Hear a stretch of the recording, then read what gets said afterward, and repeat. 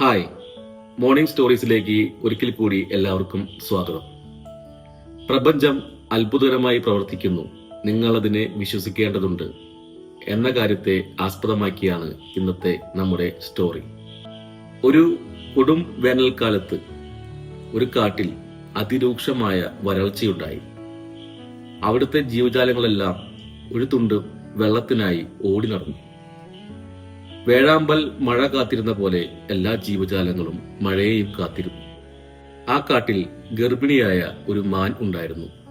ആ മാൻ വെള്ളവും ഭക്ഷണവും തേടി അലഞ്ഞു തിരിഞ്ഞ് ആ കാട്ടിലൂടെ മന്ദം മന്ദം നടന്നു നീങ്ങുകയായിരുന്നു.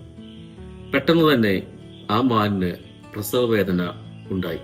ഭക്ഷണം തേടി നടന്ന് തന്റെ താവളത്തിൽ നിന്നും ബന്ധുക്കളിൽ നിന്നും വളരെ അകലെയായിരുന്നു ആ മാൻ. അപ്പോൾ നല്ല വേദന അനുഭവപ്പെട്ടപ്പോൾ അതിന്റെ താവളത്തിലേക്ക് വേഗം എത്താൻ വേണ്ടി കുറച്ച് വേഗതയിൽ തന്നെ ആ മാൻ നടന്നു. ആ സമയം ആകാശത്ത് കാർമേഘങ്ങൾ മൂടി ശക്തമായ ഇടിയും മിന്നലും തുടങ്ങി. മാൻ വേദന സഹിച്ച് ഓടാൻ തുടങ്ങി. പരക്കെ ഇരുട്ട് വ്യാപിച്ചു തുടങ്ങി. അതുകൊണ്ട് വഴി ആകെ നിശ്ചയമില്ല. പെട്ടെന്നാണ് കാട്ടിലാകെ പ്രകമ്പനം മുഴക്കിക്കൊണ്ട് ഇടിയും മിന്നലും ഉണ്ടായത്. ആ സമയത്ത് ഞെട്ടിത്തെറിച്ച് ആ മാൻ സ്തംഭിച്ചു നിന്നുപോയി. മിന്നലിന്റെ ഫലമായി കാട്ടിൽ എവിടെയോ കാട്ടുതീ പിടിച്ചു. ആ കാട്ടുതീ അവിടെയാകെ നാലുപാടും വ്യാപിച്ചു. ആ കാട്ടുതീയിൽ നിന്നും രക്ഷപ്പെടാൻ വേണ്ടി ആ മാൻ ഒരു നദീതീരത്തേക്ക് കുതിച്ചു. നദീതീരത്ത് എത്തിയ ആ മാൻ നദിയിൽ നിന്നും കുറച്ച് വെള്ളം കുടിച്ചു. പ്രസവിക്കാൻ അനുയോജ്യമായ സ്ഥലം തേടി നദിക്കരയാകെ ആ മാൻ നടന്നു. പ്രസവ വേദനയും കാട്ടുതീയും കാരണം മാനസികമായി തകർന്നുപോയ ആ മാൻ ഒറ്റപ്പെടലിന്റെ വേദനയും കൊണ്ട് ആ നദിക്കരയിൽ നടന്നു നീങ്ങി.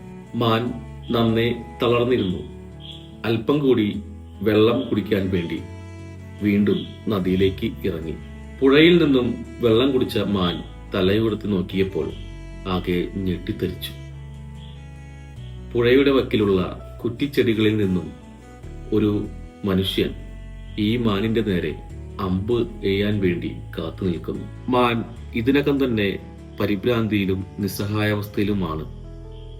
വേട്ടക്കാരൻ തന്നെ ലക്ഷ്യം വയ്ക്കുന്നത് കൂടി കണ്ടപ്പോൾ വീണ്ടും ആ പാവം തളർന്നുപോയി. ആവുന്നത്ര ശക്തി സംഭരിച്ച് അവിടെ നിന്നും ഓടിപ്പോകാൻ മാൻ തിരിയവേ വേറൊരു കാഴ്ച കണ്ട് ആ പാവം പേടിച്ചു പോയി. മറ്റൊരു ഭാഗത്ത് കുറ്റിക്കാടുകൾക്കിടയിൽ നിന്നും ഒരു സിംഹം തന്റെ നേരെ ചാടാൻ തയ്യാറായി നിൽക്കുന്നു.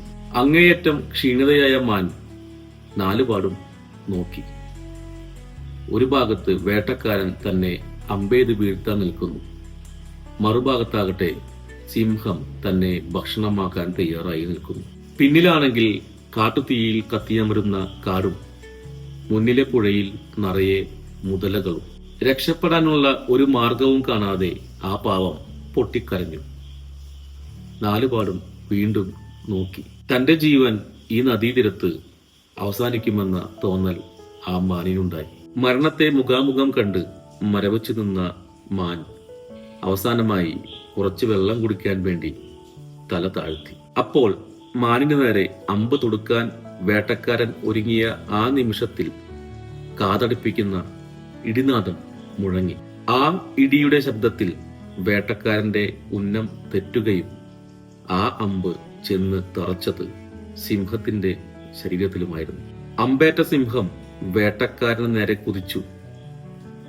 പ്രാണനം കൊണ്ട് ഓടിയ വേട്ടക്കാരന്റെ പിന്നാലെ ആ സിംഹം പാഞ്ഞു. ആ സമയം തന്നെ ശക്തമായ മഴ ആ കാട്ടിലാകെ പെയ്തു. മഴയുടെ ശക്തിയിൽ അവിടെ പടർന്ന കാട്ടുതീ അണഞ്ഞു. വെള്ളം കുടിച്ച് മാൻ തല ഉയർത്തി നോക്കിയപ്പോൾ വേട്ടക്കാരനെ അവിടെ കാണാനില്ല.